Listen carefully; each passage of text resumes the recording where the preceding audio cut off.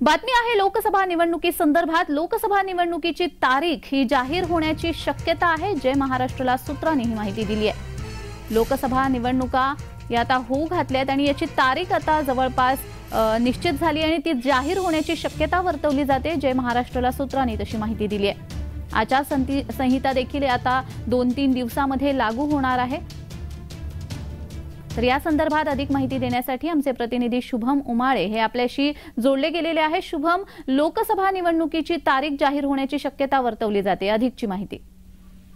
अगदी जान्हवी, बरोबर बघायला गेलं तर लोकसभा निवडणुकीचा जो रणनीती आहे ते सुरुवात होत आहे आणि निवडणूक आयोग जे आहे आज कदाचित प्रेस कॉन्फरन्स घेऊ शकतं किंवा मग अधिसूचना काढू शकतं की ज्यामध्ये ते निवडणुकांची तारीख जी आहे ती जाहीर करणार आहेत। सोबतच त्यामध्ये हे सुद्धा लक्षात येईल की आचारसंहिता कधी लागू होणार, मतदान कसं होणार आणि एक अशी प्राथमिक माहिती मिळत आहे की मागच्या सारख्या 6 ते 7 टप्प्यांमध्ये हे मतदान होऊ शकतं आणि त्यानंतर हे निवडणुका पार झाल्यानंतर मतमोजणी कधी होणार याची सुद्धा तारीख येईल आणि मतमोजणी झाल्यानंतर देशाला एक नवीन सरकार मिळेल आणि त्यानंतर नवीन केंद्रीय मंत्री मंडळ सुद्धा स्थापित होणार आहे।